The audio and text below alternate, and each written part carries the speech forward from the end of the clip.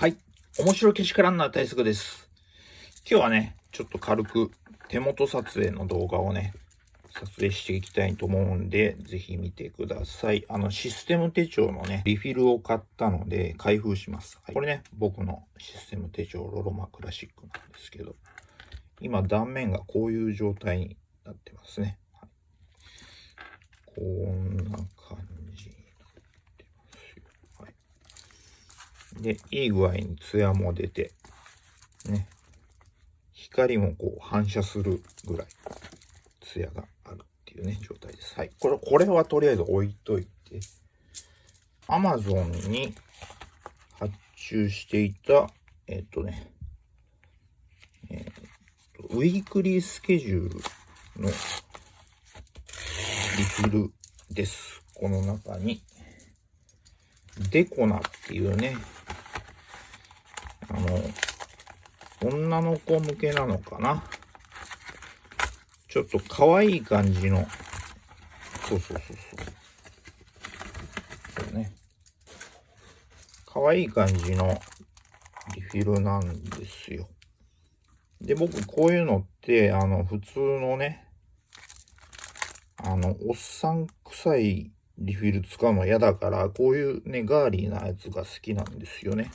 はい、昔からね、もう小さい頃からちょっとサンリオのキャラが好きだったりとかするんで、ちょっとね、このピンクとかね、こういう色使いなんですけども、これを開封して、システム手帳そのまんま全部ストーンと入るかどうかっていうのをちょっとやってみますね。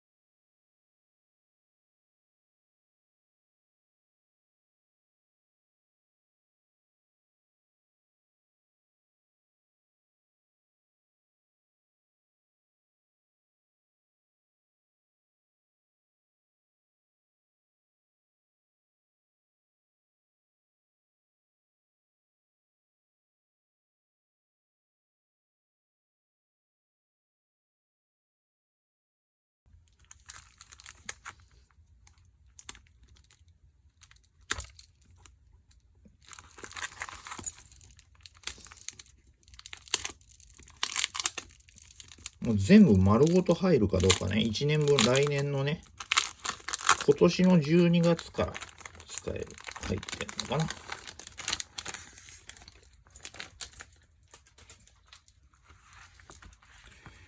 多分丸ごとぶち込めるんじゃないかなと思うんだけど、ね、23年の日付入りのウィークリーね、週間スケジュールですね。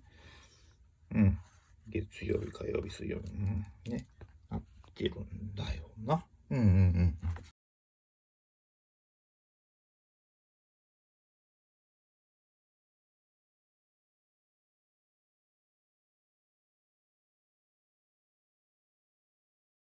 マンスリーの後に、このウィークリー1年分、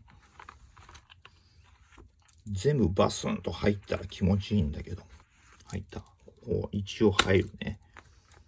はいはい。で、これで手帳閉じられるかどうかですね。閉じられるか。開けた時こんな感じ。あ、ちょっと挟みすぎかな。ちょっと挟みすぎかもわかんないね。このリフターがここまでこう立ってるから、挟みすぎか。そしたら、半分。6月まで。それだと減りすぎちゃうな。ってことは、12月までだったらどうなる？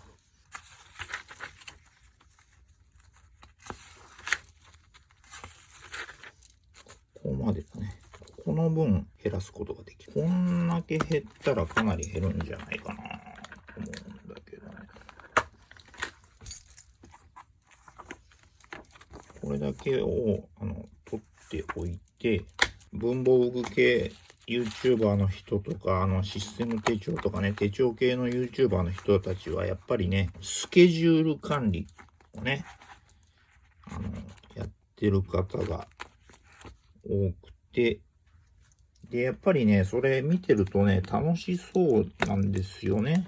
で、僕も、もともとはスケジュール管理なんて、そんなの、スケジュールなんて全く入れないし、入れたとしてもその通りうまくいくわけがないと思ってたんだけど、楽しいんだったら、ね、楽しいことなのであれば、ちょっとやってみたいなと思ってね。あ、これでかなり元に戻った感じ。一番最初の厚みに戻った感じ。これでも入れすぎてるよね。こうだもんね。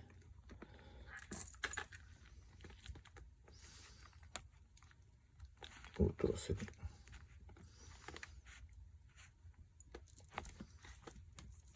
これで入れすぎかな。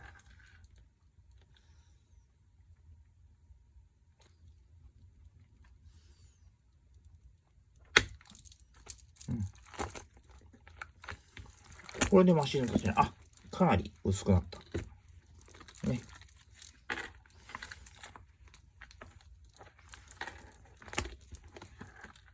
こんな感じですね。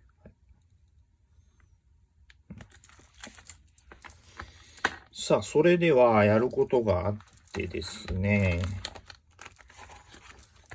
角丸で全ページの4つ角を全ページカットしていくんですよね。俺はね、決めちゃったんで、もうこの手帳に挟むファイルはもうほぼすべて角が丸い状態のリフィルにしようと思ってるんで、一旦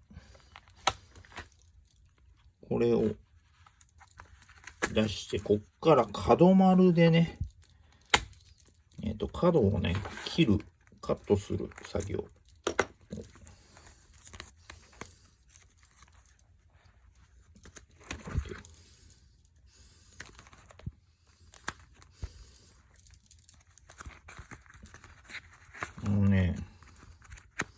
ちょっとね、最近の手帳の内容ね、見せらんないんだよね。具体的な人の名前とかが入っちゃってるから、ちょっとね、せないです。これ、手帳上に置いといて。2022年の11月28日から、とりあえずは、2023年の12月末日までの、これ何ページあるのかわかんないけど、これ角丸でね、このね、角丸で、コーナーをね、カットしていきたいと思います。この動画、使えるのかな？まあ、撮ってみないとわかんないね。はい。もう全部手元撮影です、今日はね。3枚ずつぐらいがちょうどいいんだよな、多分ね。角丸の、ここの L ですね。L の角度というか。ほらね、失敗するんだよな。ね、引っかからない。カッターの刃がね、すり抜けちゃ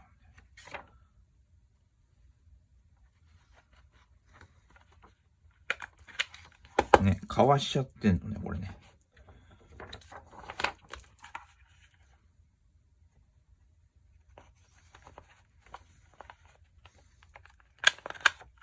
ほら、角切れてないでしょ。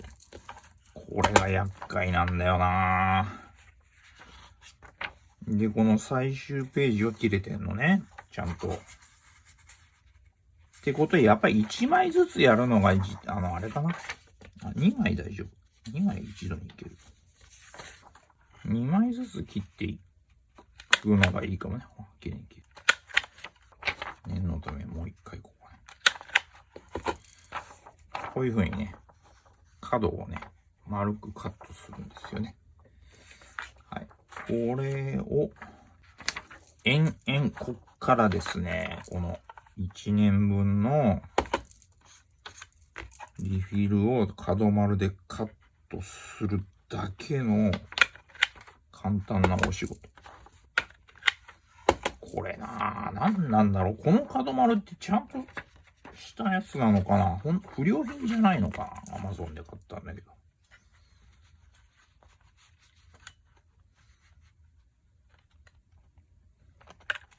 ほら。下側が切れてるんだよな。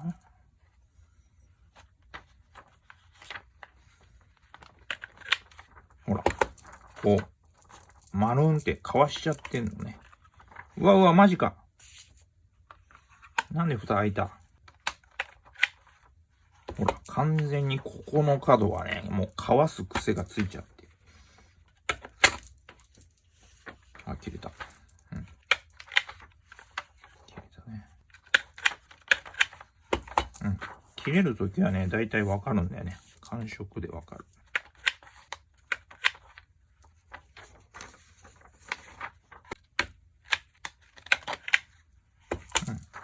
うん。12日。19日か。うん。ね。ちょっとこれは動画ボツにしようかな。画角に収まってないよね。あわよくば OK テイクになればいいぐらいの気持ちで。だからね、僕なんかね、スケジュール決めても、その通りできないんだよな。統合失調症っていう病気なんですよ、僕ね。でね、睡眠障害がね、ひどくて、テンションが高いとね、疲れをね、全く感じずに、本当に3日3晩起き続けて何かしらやってるんですよ。YouTube 見たりとか、まあ、動画のネタ考えたりとかね。もちろんやってますし、なんだろう、あと、ほとんどだから iMac の画面を見てる時間が長いのかな。どうしても iMac がいいディスプレイを使ってるので、画面をとにかく iMac のディスプレイを使い切らないと、もったいないと思っちゃってるんだよね。何かを表示させ続けないと、せっかく買ったのにもったいないと思っちゃって、まあ、一日中 iMac の画面見てるんだよね。だからもうちょっと、パソコンから離れた時間をね、確保して、手帳にね、自分の好きなことを書き込む時間をちゃんと取って、で、できれば毎日気持ちよく眠れるようにね。寝ようと思っても寝られないんですよね。疲れ切るまで起きちゃうんだよ。で、それから寝ちゃうと、今度疲れすぎちゃってるから起きれないんですよ。で、3日3晩寝っぱなしっていうね、3日3晩起き続けて3日3晩寝っぱなしっていうね、サイクルで、だいたい6日間サイクルでやってたんですよね、これまでは。だけど、やっぱり YouTuber の仕事とするんだったら、YouTuber をね、仕事にするんだったら、やっぱり毎日動画撮れた方がいいし、毎日気分が上機嫌で過ごしさえすれば、それだけで、僕の動画のクオリティは上がるはずなんですよ。3日3晩寝続けて起きたばっかりの時はね、テンション低くてね、寝てる間にテンション下がるじゃないですか。で、自己肯定感が、マイナスまでどん底に落ちちゃってる状態からね、そっからまた3日3晩起き続けるんだけど、最初の1日2日はやっぱりね、落ち込んじゃって、調子悪いんですよね、起きてもね。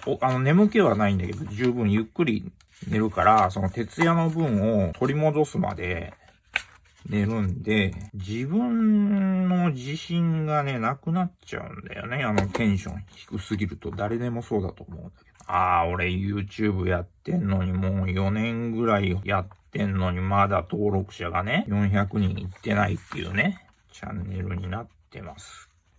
して、それもね、やっぱりね、落ち込んでる時にね、そのことを考えるとね、やっぱり俺って YouTuber 向いてないのかなとか、自己評価がね、極端に下がるんですよね。自信もないし。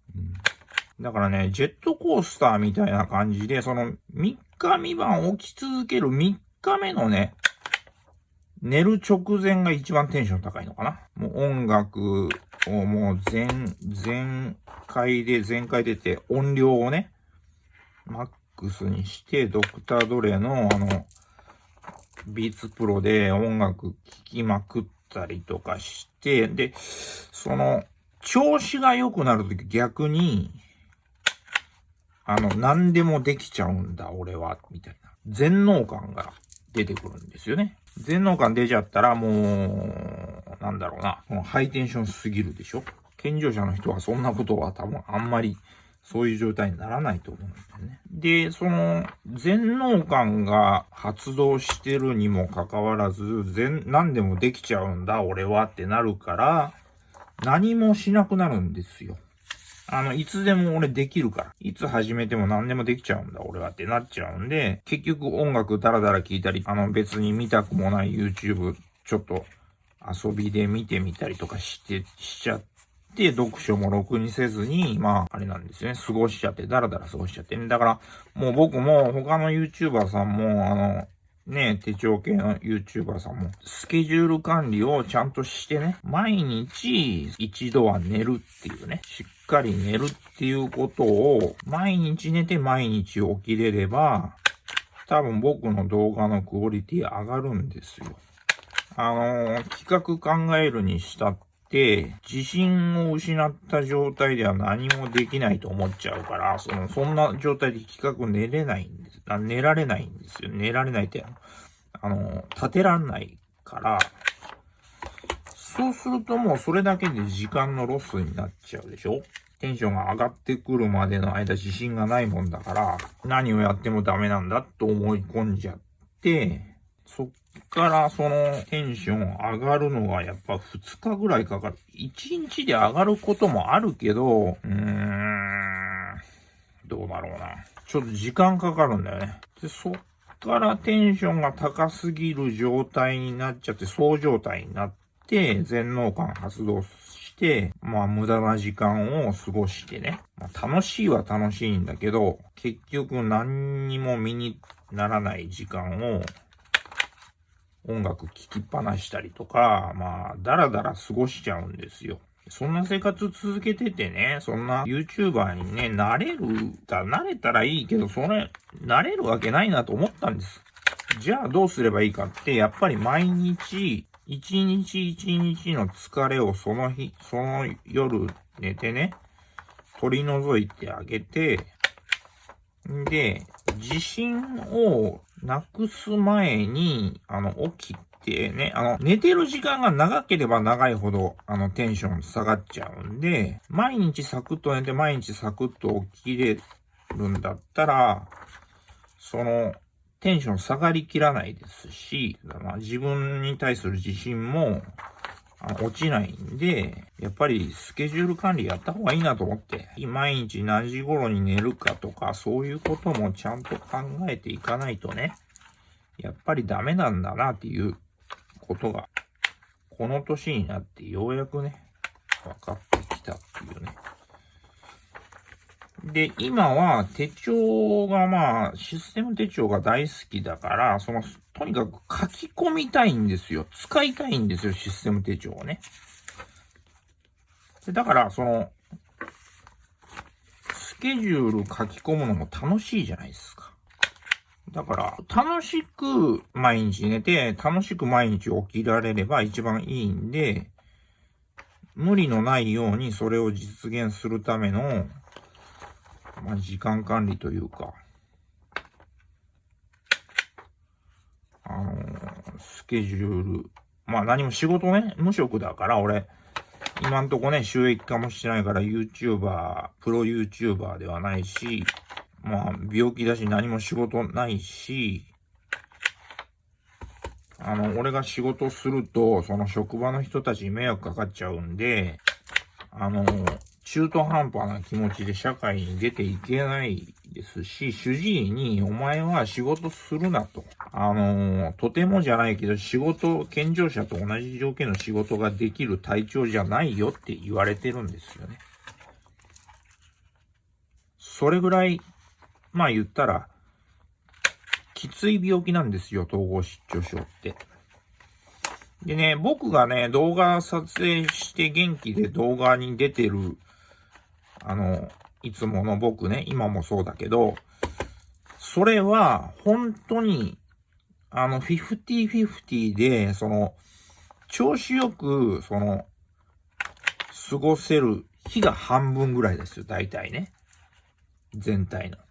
で、あとはもう、寝っぱなしの状態が半分ぐらいあるんですよね。だから僕の、こういう動画を見て、こいつ、病気だって言ってるけど、そんなに具合悪そうに見えないけどなって思ってる人いると思うんだけど、具合が悪い時は動画の撮影なんて、とてもじゃないけどできません。だからグロッキーな状態でもう寝てます、ただ。だから動画の本数少ないんだよね。結局、毎日起きて毎日寝られないから、ネタを考えるのも難しいし、そうなってくるとね。そうすると動画の出来上がりっていうか、何本撮れるかっていうのも、普通の健常者の人たちの YouTuber の皆さんが1日1本動画撮ってアップするっていう人たちの半分ですよね。2日に1本本当だったら動画ね、毎日考えてることなんかを、語る動画を撮らないとそんなね、チャンネル登録者増えないから。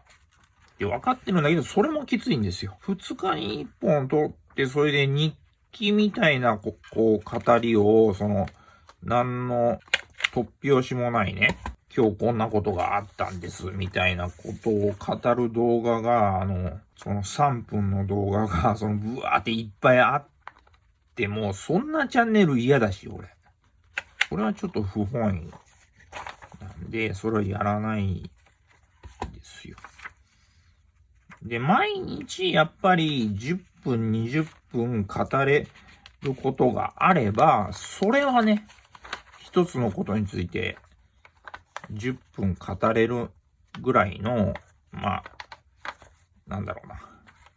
能力があれば、本当に2日に1本ぐらいのペースで上げないと、ね、いくら障害者でやって言っても、YouTuber しかできない。ね、定時に出勤して定時に帰宅するっていうことがまず難しいですよ。朝起きれないんですよ。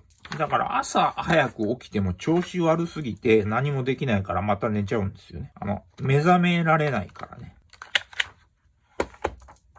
結局こんな状態で冒頭起きてても何もできないやってやって、また寝てね。元気な日は昼過ぎに起きてきて、コーヒー飲んで、タバコ吸って、リラックスして、過ごせるというか、過ごしたら一番いいんですよね。で、落ち着いてから仕事始めればいいんですよ。企画考えるなり。アイデア練るなりね。これね、ちょっとね、一見すると途方もない時間かかるんじゃねえかと思うじゃないですか。これこうやって何か考え事しながらやってると、結構ね、楽しいんですよね。なんて言うんだろう。今動画撮ってるから喋りながら撮ってるけど、いつもは無言でこれをね、まあ、やるんだけど、やってる間にね、考えがまとまったりとか、考えてることが整理されて、綺麗に気持ちがいい状態に考えがまとまったりするんですよね。だからこう自分が本当にやりたいことだったら単純作業も大好きなんですよ。ただ、その作業所に行って、やりたくもないね、ネジを締めたりとか、なんだろうな、全然手帳も関係なくなるじゃないですか。ネジの検品とか、お守りにシール貼ったりとか、ああいう単純作業をさせられるんですよね。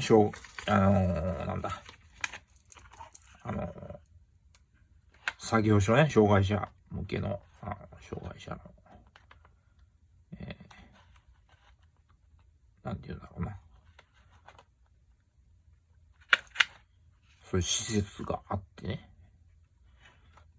で、だけどそこで必死に単純作業、やりたくもない単純作業を続けても時給190円しかもらえないんですよね。で、ちょっとそれは、俺は嫌だなと思って、そしたら0円、何も190円も何も一銭ももらえなくていいから、働くことによってね、作業所で働くことによる給料はいらないから、一人で考え事をしてるね、時間の方が大事だから、もう作業所にはね、ちょっとね、行く気ないんですよね。何回かね、挑戦したんですよね、地元の作業所に通ってみようと思って何回か挑戦したんだけど、もうきつい、あれは。健常者の人たちが、まあ、いろいろ指示を出して、障害者の人たちが単純作業の仕事をするんだけど、作業所にいる間中ずっとね、差別されてるようなね、なんか俺は障害者なんだっていうことをずっと延々考えながら単純作業をすることになるんで、それで時給190円しかもらえないので、それはちょっとちげえなと思ってね。それだったら YouTuber の仕事の方がいいよねって思ってるんですよ。だから僕本当に YouTuber になれたら、それが一番天職ですね。一人で撮影して、一人で編集して、一人でアップするだけでいいんで、何時に始めるとか、出勤しなくていいし、自宅でね、できるし、夜中に撮影始めてもいいし、別に朝早く起きなくてもいいし、人間関係も全く発生しないじゃないですか。YouTuber の仕事自体は、一人でやってる分にはもう人間関係もあんまり関係ない。コラボするとかになったらね、もちろん、いろいろあると思うんだけど、僕はもうとにかくトラブルメーカーだから、障害者だし、人と関わらない方が多分ね、いいと思うんですよ。同世代のね、男性の友達とかはもう立派な仕事、まあね、仕事もしてますし、話が、まあ、漫画の学校の友達とかだったらもう漫画家になった人もいるんだけど、本当に漫画家になれた人もいるんだけど、まあ、ほとんどがまあ漫画家になれない。まあ、1年でね、普通1年間だけなんで、卒業して、漫画家になれないんで、そっから、まあ、いろいろ自分のね、人生を模索して、いろんな仕事にやってる人たちがね、まあ、友達って言っていいのか、まあ、かつての友達ですよね。今も友達ですけど、まあ、俺の方はね、友達だと思ってるけど、その人たちから見たら俺のこと友達だって言ってもらえるかどうかって、果てしなく怪しいんだけど。友達でいてくれたらいいのにな、嬉しいのになってね。95年だったんですよね。1995年が一番リアルでした。高校時代は陰キャで、病気だし、まあ陰キャって言ってもまあ、一回ダブって学年下の奴らとまあ結構ゲラゲラ笑いながら遊んでたりしたんだけど、キャラ変しないとまた統合失調症再発するなと思ったんですよ。絶対陽キャになんないと病気発病するから、意図的にもう真逆の性格にね、自分で、まあ、ある程度計算して、性格をね、逆にしたんですよ。陽キャにしたの。そうするとね、何もかもうまくいくんですよね。不思議なことに。言いたい放題言いたいこと言ってゲラゲラ笑って、結構、まあ、失礼な言動とかもいろいろね、迷惑かけたりもしたけど、自分が思ってることをストレートに言いたい放題言ってゲラゲラ笑ってたら、自然に仲間ができちゃったんですよね。僕が本当は一番健康的なのはもう、忖度とか気を使うとかね、空気読むとかっていうことはもうしないで、もう言いたい放題言えばいいんですよ。いろんな仕事でそういう仕事があるんだったら、本当にもうね、失礼なことを言ったらダメだけど、まあもうやりたい放題やる方がね、多分うまくいくんですよ。そこ分かってんだけど、またね、だけどもうそれがまあ20歳ぐらいですよ。95年がちょうど20歳になるた年なんで、その頃はね、まあ、暴力は振るいませんけども、まあ、ヤンキーでもないですけど、ね、陽キャで過ごしましてね。で、95年の夏はね、ほんと幸せだった。仲間がいっぱいで、もう毎日学校行くの楽しくてね。とにかく漫画の学校だから、勉強すること自体も興味あることなんですよ。漫画好きだか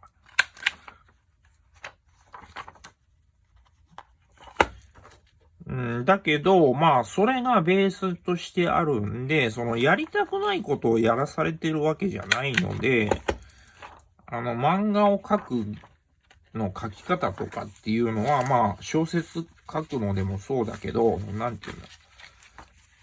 プロットを考えてそこに、まあ、肉付けしていったりとか、話の作り方の、もちろん、授業もあったり、まあ、ほとんどは、絵を描く課題が多かったと思うんだけど、ちゃんと話の作り方もね、ある程度、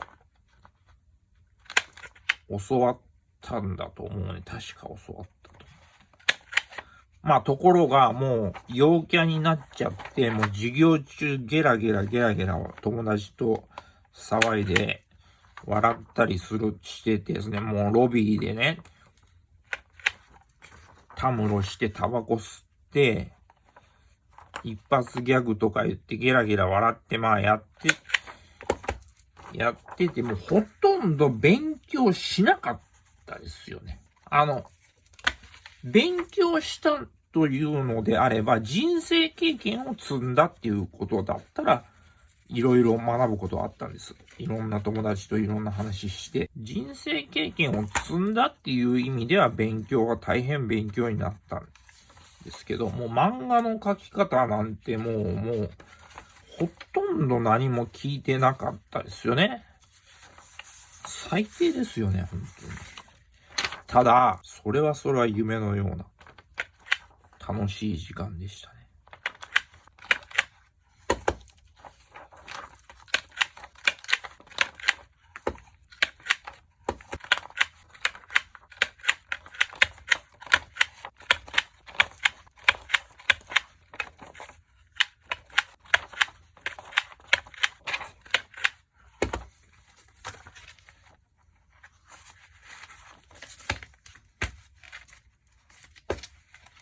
はい、これで8月まで来ましたね。あともう少し。このね、角丸でね、角を丸くするとね、本当にね、手帳開いた時にね、すごいね、楽なんですよ。初めて角丸を買って、手帳のリフィルをね、紙を四隅カットして、挟んで見た時に、もうね、見た瞬間に、脱力して、なんかね、つきものが落ちたみたいな感じになって、うわー、これ気持ちいいやって思ったんですよね。なんかあるんだと思うんですよ、そういう。スピリチュアル的ななんかね。角が丸い方が多分ね、優しい感じにはなるし、とにかく尖ってるよりは、まあ、ね、若い子だったら尖ってた方がかっこいいかもわかんないけど、まあもう俺も大人なんだし、もともと穏やかな性格なんで、もともとは丸い人間なんだけどね、俺って。陰キャの時は本当に穏やかだけど、まあ心が休まることなかった病気だったし。で、陽キャになってね、いろいろファッションとか、もうその当時の雑誌とか読んでいろいろやってみた時はね、結構とんがってましたね。そんなかっこいいファッションではなかったと思うんだけど、何もファッションの知識も立派なもんじゃないし、まあ、見よう見真似で、当時だったら X ラージとかね、エクストラージだっけ ?X ラージとか、ステューシーとか、ちょうどだから95年だから、ナイキのエアマックス95が出た年でしょ。あの当時のファッション。ね。あんまりハイセンスなファッションしてたわけじゃないし、ただのね、まあ、田舎者だったです。今も田舎者ですけど。田舎の方がいい。あともう少しって言ってもかなりあるな。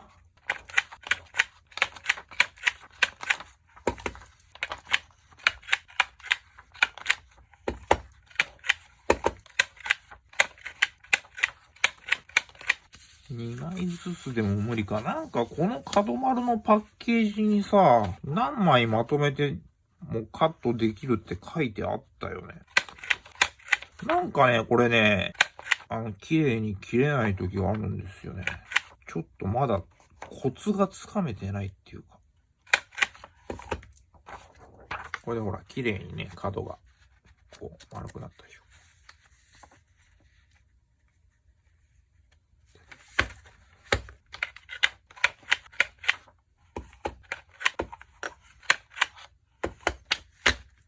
結構時間かかるね。やっぱりね、1時間ぐらいかかっちゃうよね。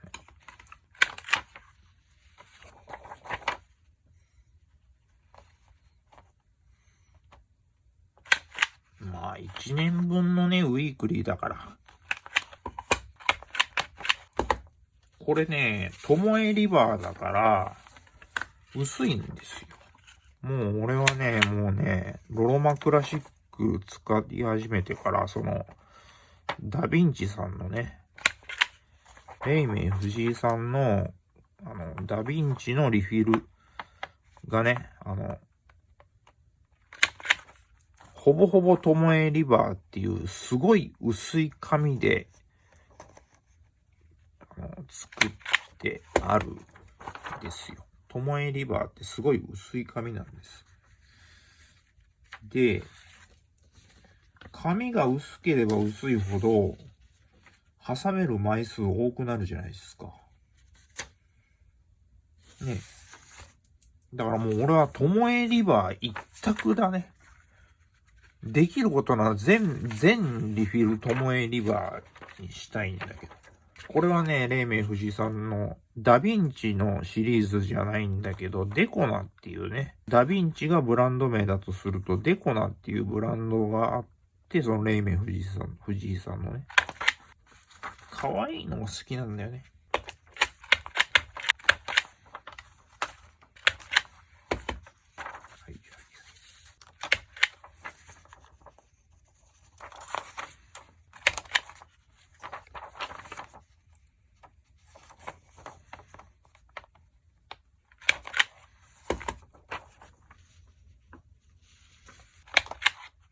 はい、完了。全部角を落とした。これで、ほぼほぼ1年分だね。1年分のウィークリー。で、さっき実験したけど、この1年と1ヶ月だっけ、ちょうどこれだけは全部入るんだよね。ちょっと待てよ。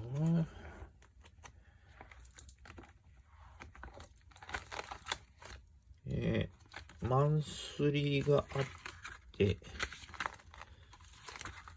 デコナのマンスリー、まず、これね、今年の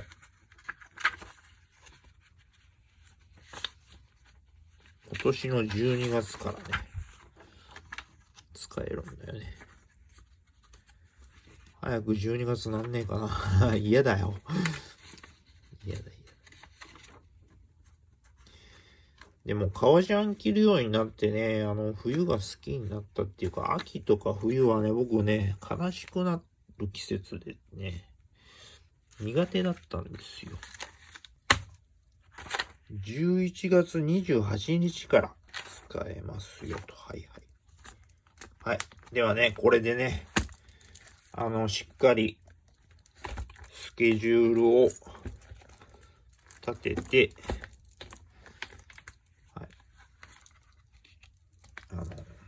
毎日ね、気持ちよく休んで寝てね、それで毎日起きれるように、ちょっとスケジュール管理をしていきたいと思います。はい。